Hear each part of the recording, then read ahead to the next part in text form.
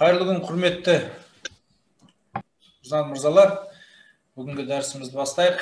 Бүгінгі дәрісіміз реттік саны бойынша 4-ші тақырып. Бейбітшілік пен адамзат қауіпсіздігіне қарсы қылмыстық бұзушылықтар, мемлекеттің конституциялық құрылысына және қауіпсіздігіне қарсы қылмыстық бұзушылықтар болып қаралады. Енді бұл тақырып бойынша біз сіздермен қылмыстық кодекстің 2 тарауын қарастырамыз, яғни 4-ші, 5-ші тараулары. Осы 2 тарау бойынша қажетті баптарды талқылаймыз. Бірінші, бейбітшілік пен адамзат қауіпсіздігіне қарсы қылмыстық бұзушылықтар ұғымы және түрлері. Бұл тарау бойынша 168-ші бап, яғни геноцид, 170-ші бап, жалдамалылықты қарастырамыз. Әлеуметтік, ұлттық, рулық, нәсілдік немесе діни араздықты қоздыру 174-ші бап қаралады. Енді екінші тарауымызда мемлекеттің конституциялық құрылысы негіздеріне және қауіпсіздігіне қарсы қылмыстық бұзушылықтардың ұғымы мен түрлері. Онда біз 178-ші бап мемлекетке опасыздық жасау, одан кейін билікті басып алуды немесе ұстап тұруды насихаттау немесе оған жария түрде шақыру, сол сияқты билікті басып алу немесе ұстап тұру не Қазақстан Республикасының конституциялық құрылысын күштеп өзгерту, яғни 179-ші бап қаралатын болады. Енді бұл тарау бойынша, тақырып бойынша келесі заңдар. Мемлекеттік құпиялар туралы заңы Қазақстан Республикасының 1999 жылғы 15 наурызда қабылданған, кейінгі өзгерту толықтыруларымен Қазақстан Республикасының 2012 жылғы 6 қаңтардағы Қазақстан Республикасының ұлттық қауіпсіздік туралы заңы қаралатын болады. Енді тақырыбымызды бастамас бұрын біз сіздермен ең бірінші бейбітшілік пен адамзат қауіпсіздігіне қарсы қылмыстық бұзушылықтардың айтып өтейік. Енді атына қарағанда бейбітшілік деген бұл тек қана Қазақстан Республикасының аумағында ғана емес, сонымен қоса бүкіл жер шарын қарастыратын, соны қамтамасыз ететін, жалпы адамзаттың қауіпсіздігін қамтамасыз ететін қылмыстық бұзушылықтарға қарсы қоғамдық қатынастар деп айтамыз. Енді халықаралық қылмыстар деп осы бейбітшілік пен адамзат қауіпсіздігіне қарсы қылмыстарды атауымыз керек. Себебі жаңа жоғарыда айтып өткеніміздей тек қана бір мемлекеттің көлемінде ғана емес, бұл мемлекет аралық қатынастарды реттейді сонымен қатар. Енді осы бейбітшілік пен адамзат қауіпсіздігіне қарсы қылмыстарды халықаралық қылмыстардың қатарына жатқыздық дедік қой. Енді осыны 3 негізгі топқа бөліп айқындауымызға болады. Оны бірінші бейбітшілікке қарсы қылмыстар деп айтамыз. Онда жоғары аталған кез келген әрекеттер, жалпы жоспарлау, соғыс жағдайларын оны әзірлеу, тұтандыру және жүргізу осы бейбітшілікке қарсы қылмыстар болып танылады. Одан кейін әскери қылмыстар дейміз, соғыс заңдарын немесе дағдыларын бұзу, басып алған аймақтағы тұрғылықты адамдарды өлтіру, азаптау немесе құлдыққа айдап әкету, немесе басқа да мақсаттар бойынша жаппай тұрғын халықтарға қарсы әрекеттер жүргізу. Теңізде жүрген адамдарды немесе әскери тұтқындарды өлтіру, немесе азаптау, аманаттағы адамдарды өлтіру, қоғамдық жеке меншік тонау, әскери қажеттілікке жарамаған қалалар мен ауылдарды орынсыз қирату немесе басқа да қылмыстар. Енді әдетте басқыншылық соғыс кезінде бір мемлекет екінші мемлекетті жаулап алғаннан кейін олардың қалаларында жаңағы қирату әрекеттерін құртып, жою, бүлдіру әрекеттерін жүзеге асыратын болса, ол осы соғыс әрекеттеріне қатысты қылмыстар болып танылады. Одан кейінгі адамзатқа қарсы қылмыстар, онда кісі өлтіру, қырып жою, езіп, жаншу, соғысқа дейін, одан кейін де азаматтық тұрғындарды қатысты жасалған басқа да мейірімсіздік әрекеттер дейді. Сонымен қоса соғыс жағдайында жаңа айтып өттік қой, тұтқындарға деген халықаралық деңгейде Біріккен ұлттар ұйымының қабылданған құжаттарында тіпті тұтқындарға қараудың өзінің тәртібі бар. Егер де осылар бұзыла қалған жағдайда бұл адамзатқа қауіп төндіретін қылмыстар болып танылады. Енді осы бейбітшілік пен адамзатқа қауіпсіздігіне қарсы қылмыстардың ішінде өзінің қабылданған қағидалары бар. Онда бірінші күш қолданбау қағидалары, яғни бір мемлекет екінші мемлекетке қарсы ешқандай күш қолдану, қоқаң-лоққы жасауға тиісті емес. Одан кейінгі шекара біртектігін қағидасы, яғни шекараның тұтастығы, заңсыз бір мемлекет екінші мемлекеттің шекарасын бұзуға, оны басып алуға құқығы жоқ екендігі қаралады.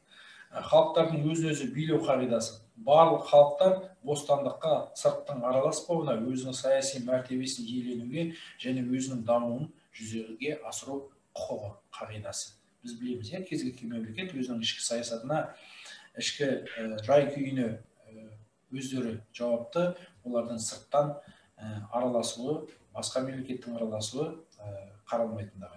Одан кейінгі қол сұқпаушылық қағидасы. Кез келген қарулы, экономикалық, дипломатиялық түрлерде мемлекеттің халықаралық ішкі ісіне мемлекеттер мен халықаралық ұйымдардың қол сұғуына тыйым салуды айтылады. Яғни көрдіңіздер ме, тек қана халықаралық деңгейдегі мемлекеттер ғана емес, сонымен қоса халықаралық ұйымдардың да басқа бір мемлекеттің ішкі саясатына араласуға, қол сұғуға болмайтындығы қаралған.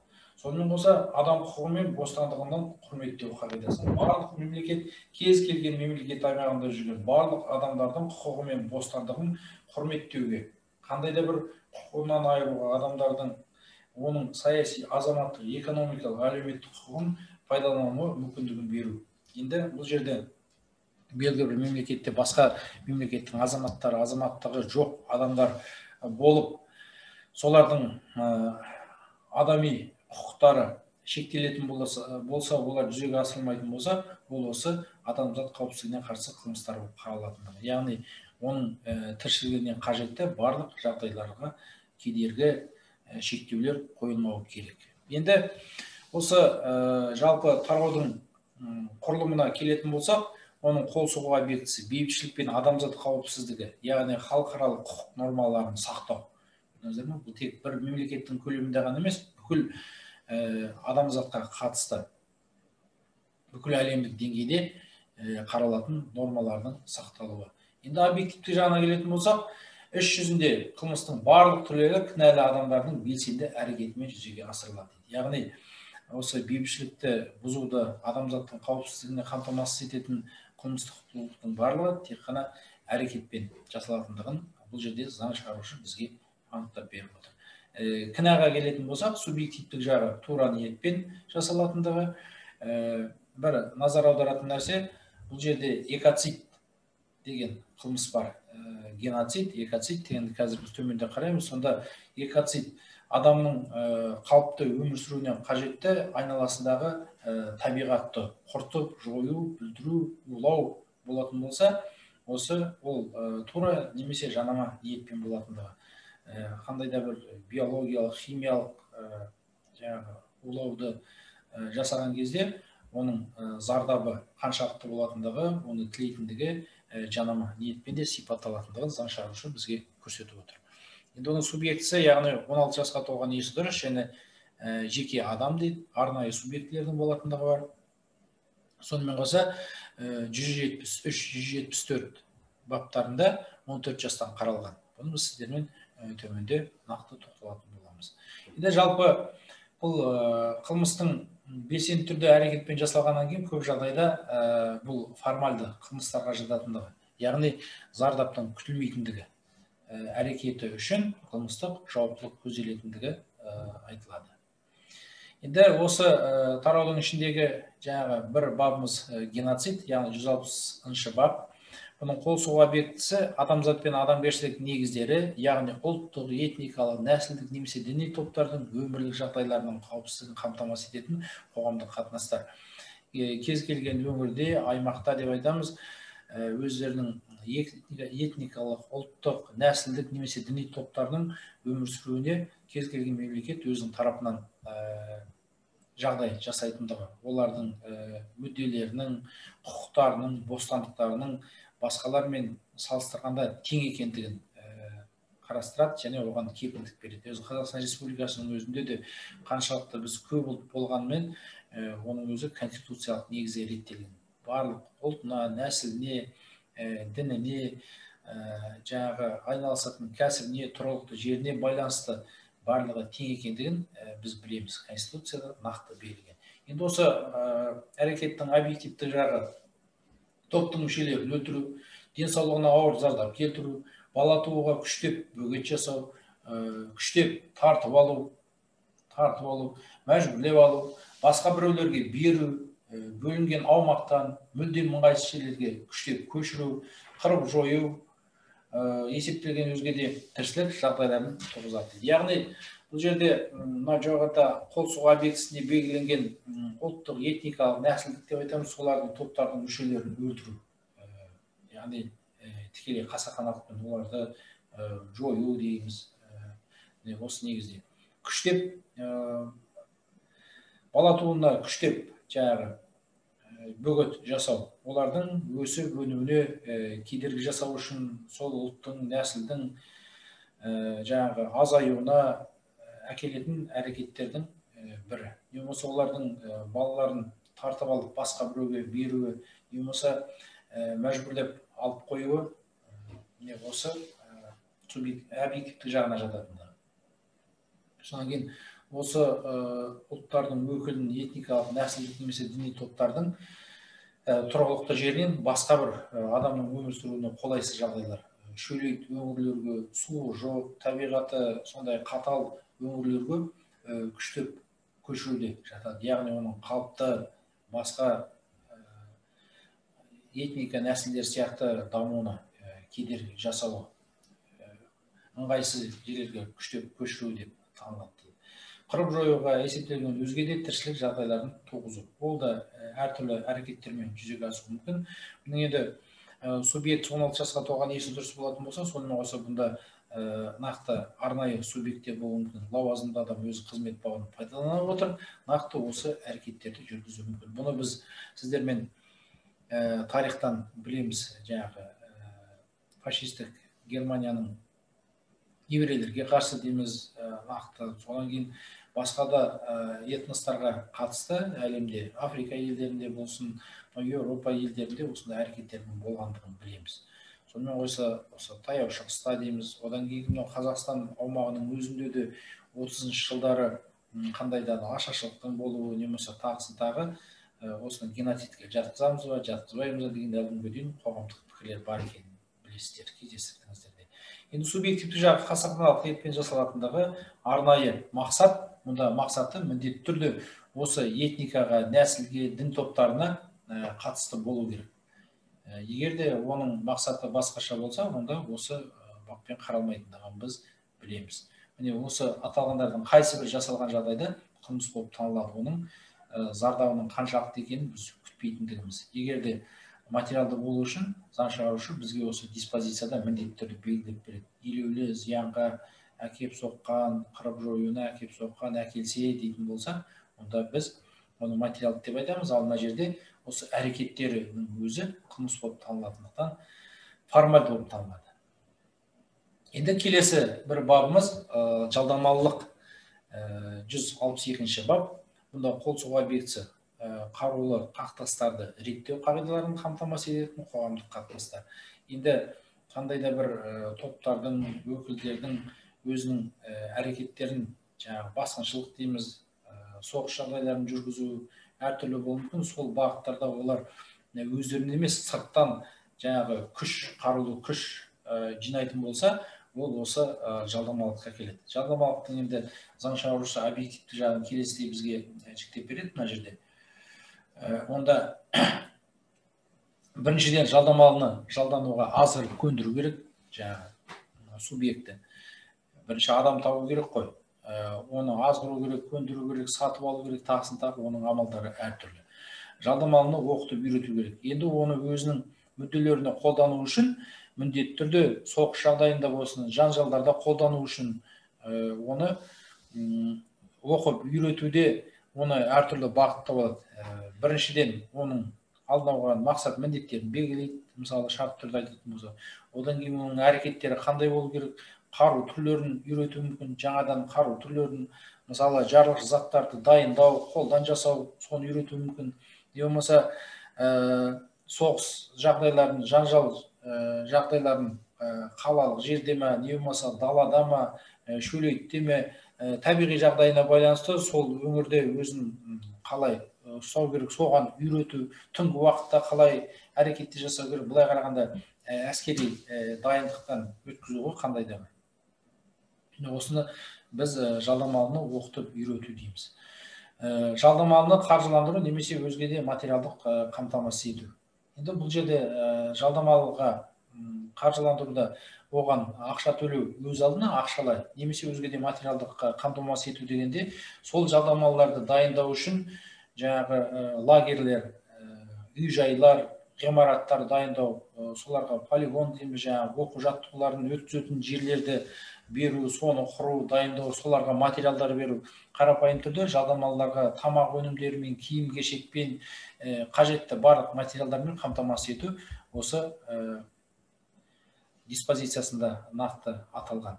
Одан кейін жалдамалыны қарулы жанжалда немесе соғыс қимылдарында пайдалану. Нақты енді ол адамды тапты, дайындады, қамтамасыз етті, енді өзінің тікелей мақсатына оны пайдалану керек. Соғысқа жіберу мүмкін, басып алу, басқыншылық дейміз, тағысын тағы әрекеттерін жүзеге асыру керек. Сонда міне бізге осы диспозициясында объективті жағын нақты бізге анықтап берген.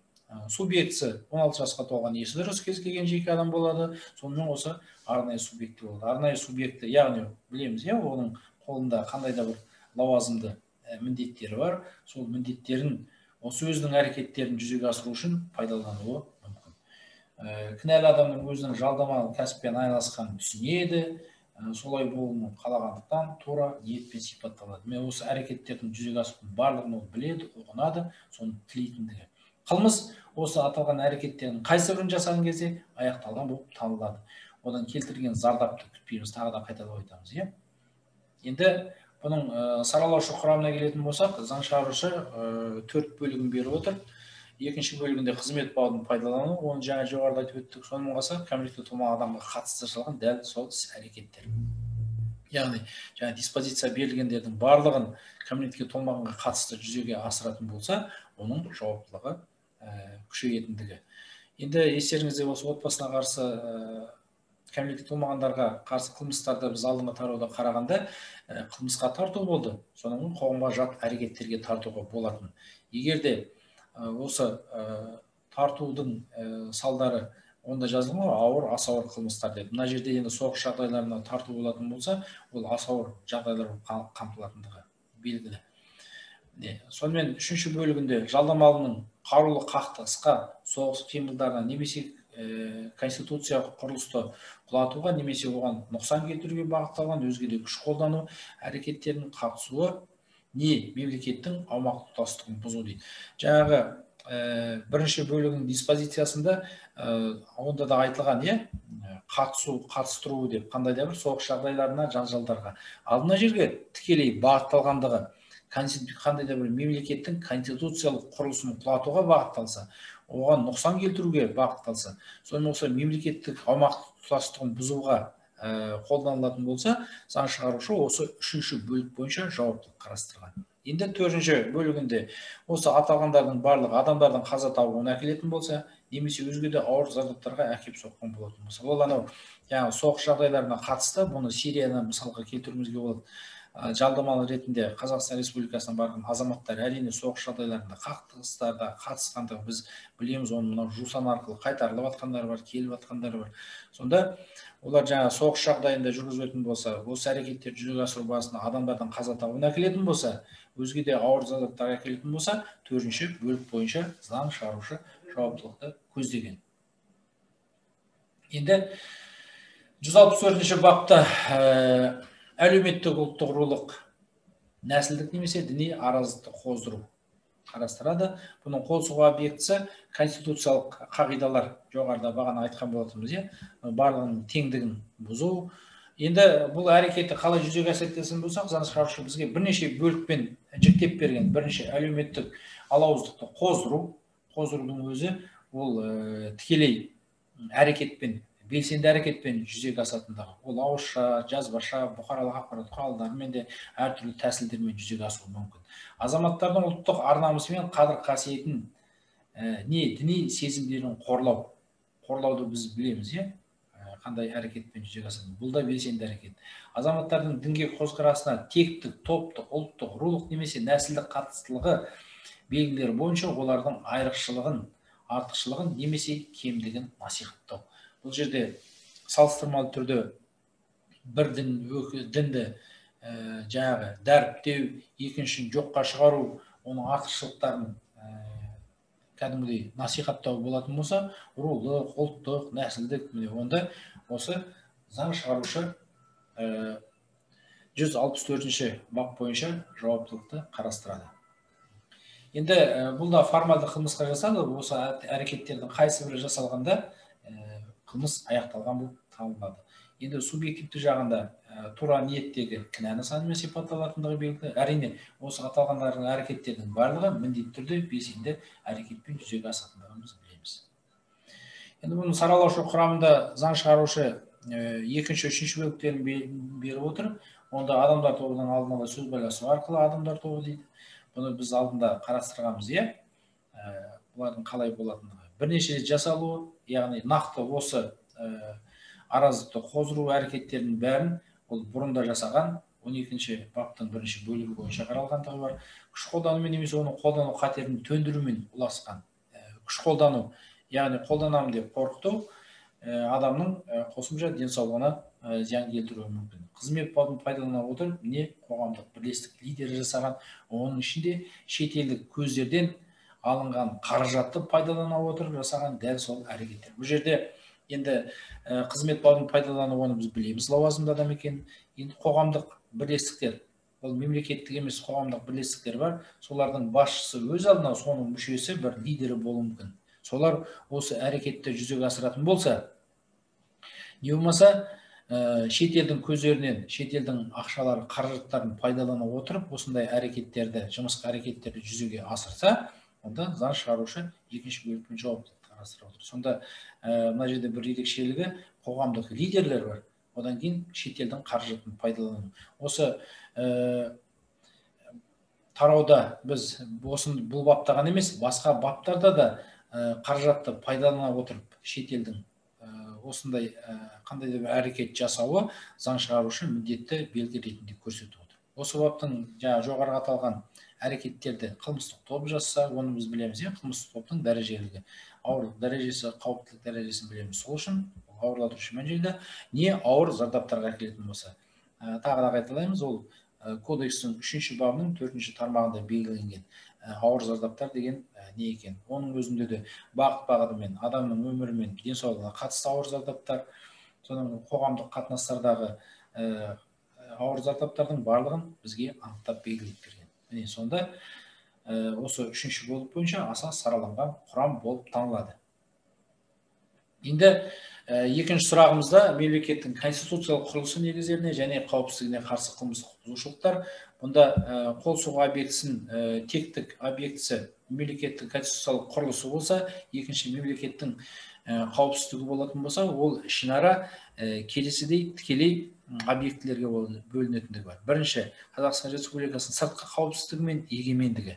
Екінші, Қазақстан Республикасының саяси жүйесі. Үшінші, сыртқы қауіпсіздігі мен қорғаныс қабілеттілігі. Төртінші, мемлекеттік құпиялардың сақталуы. Міне бұның өзі жеке-жеке баптармен негізделеді, қаралады.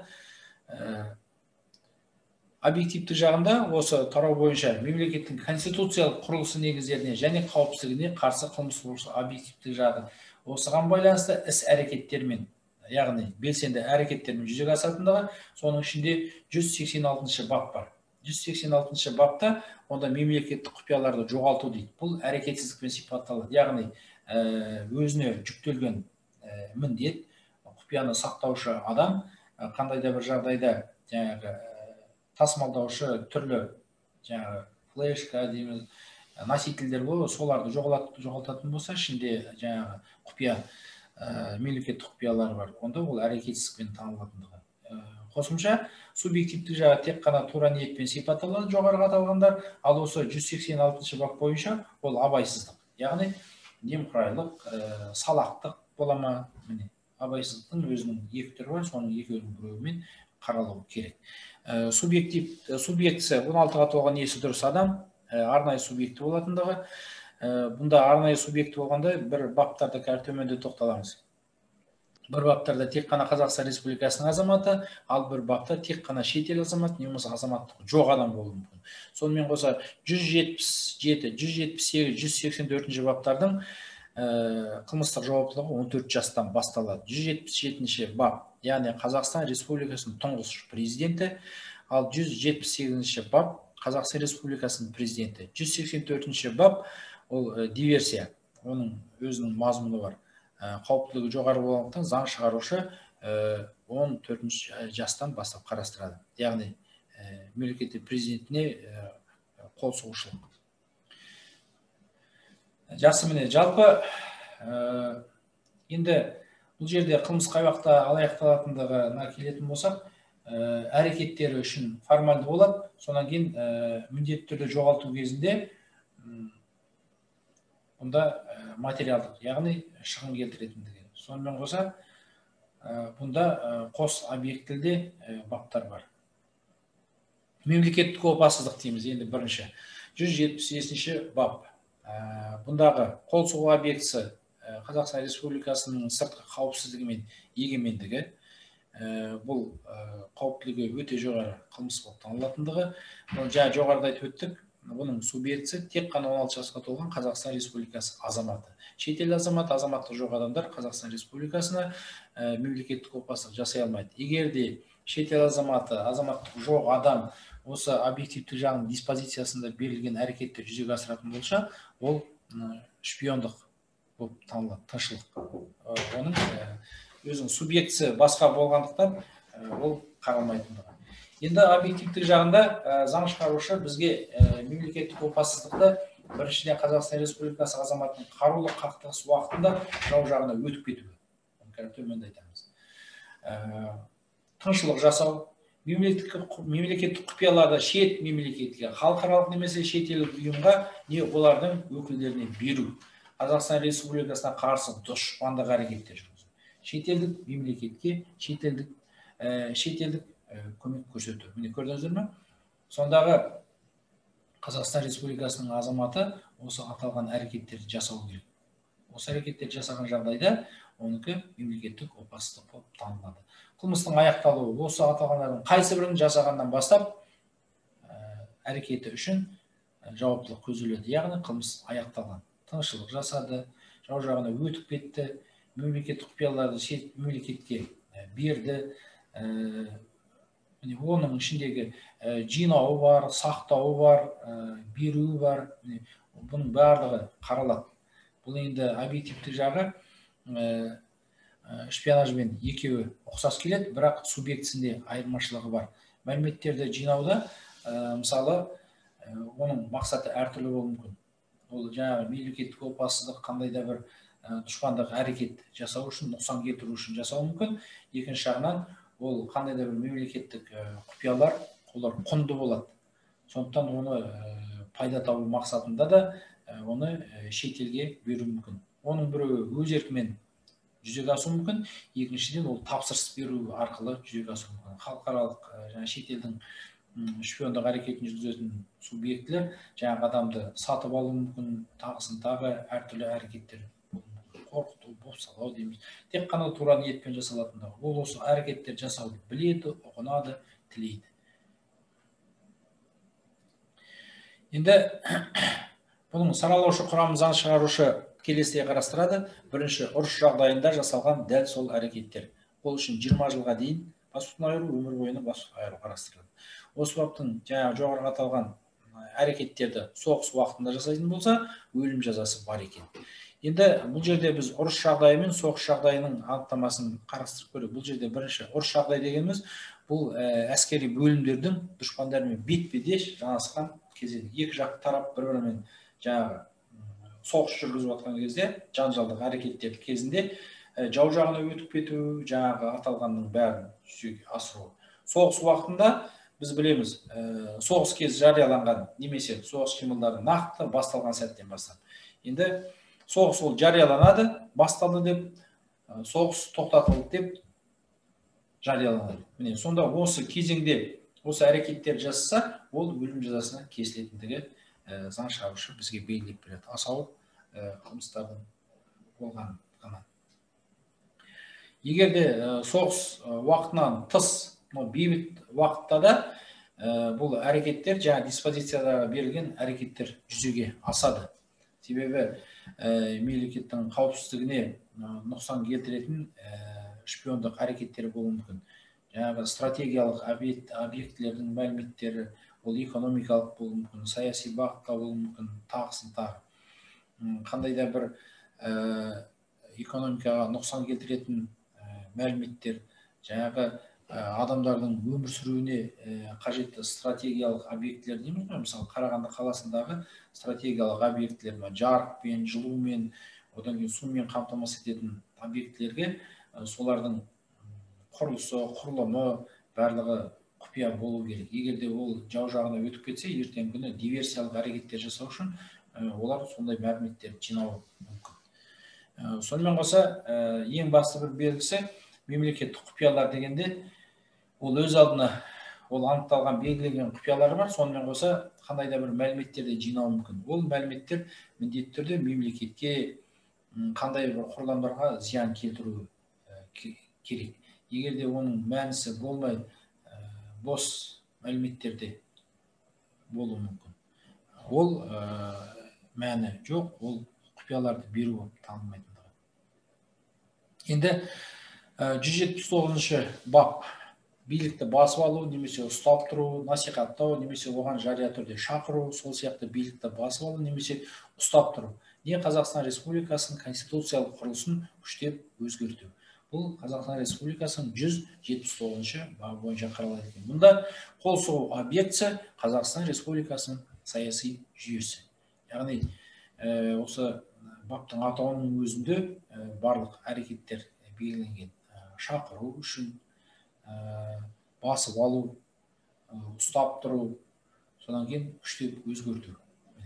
Енді заң шығарушы объективті жағында конституциясын бұзып, билікті күшпен басып алу, ұстап тұру, мемлекет қауіпсіздігіне нұқсан келтіру, Қазақстан Республикасының конституциялық құрылысын күштеп өзгертуді насихаттау, жария түрде шақыру, сол сияқты осындай мазмұндағы материалдарды тарату мақсатындағы дайындау, сақтау немесе тарату. Барлығы белсенді әрекетпен. Өзі мына жерде шақырудың өзін заң шығарушы бізде жария түрде шақыру дегеніміз ол бұқаралық ақпарат құралдары арқылы болуы мүмкін, не болмаса түрлі листовкалар дайындау арқылы болуы мүмкін, ауызша көшеге шығып бәрін жариялы түрде шақыру әрекеттері табылады. Материалдарды тарату, сол материалдарды дайындау, сақтау, таратудың барлығы осы объективтік жағының белгілері. Бұның әрекетінің өзі формальды, қылмыс осы әрекеттің қайсы бірін жасағаннан бастап бұл аяқталған деп танылады. Яғни басып алу, бұл конституцияны бұза отырып. Енді бұның заңдық негізде реттелген ғой. Күшпен басып алу, құру, қарулы күшті қауіпсіздігін нұқсан келтіру, міне осының барлығын заң шығарушы бізге объектив жағымен анықтап берген. Бұның енді субъектісі 16 жасқа толған, есі дұрыс жеке тұлға, арнайы тұлғада болуы мүмкін. Егер де қандай да бір қолында билік лауазым болатын болса, ол әскери күшке ие болуы мүмкін, тағысын тағы. Қандай да бір құзырлы органның қызметкері бола отырып осы әрекеттерді жасаса, оның жауаптылығы да қаралатындығы белгілі. Тікелей және жанама қасақаналықпен жасалатындығы.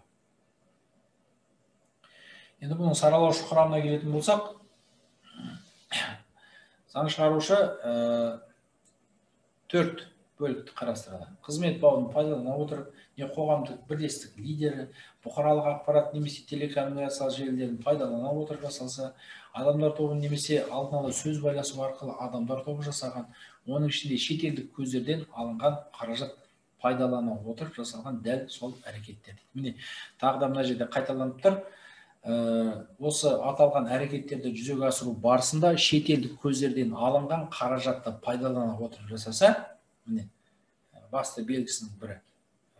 Оның саралаушы құрамы ретінде қарастырады.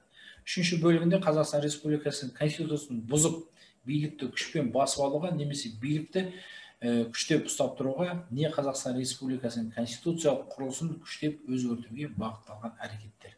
Міне, бұл жерде назар аударыңыздар, санкциясында Қазақстан Республикасының азаматынан айыра отырып, немесе онсыз 2 жылдан 7 жылға дейін бас бостандығынан айыру. Бұл жерде азаматтығынан айыру, естеріңізде болса, бұл жаңа жазаның түрі. Бұл қай уақытта қолданылады десек, мысалы, міне, осы мемлекеттің конституциялық құрылысына әрекеттер жасаған кезде заң шығарушы осы жазаны қолданатындығы аталған. Шет мемлекет, халықаралық немесе шет елдік ұйым өкілдеріне Қазақстан Республикасының уәкілетті органдары мен лауазымды адамдардың құзыреттілігіне өкілеттіліктерді жүзеге асыру. Бұл жерде заң шығарушы міндетті белгілі шет ел мемлекеті, халықаралық немесе шет елдік ұйымдардың өкілдерінің араласуы қарастырылған. Бұнда 7 жылға дейінгі бас бостандығынан айыру көзделген екен. Енді осы жерден дәрісімізді аяқтаймыз. Сұрақтарыңыз болса қоюға болады.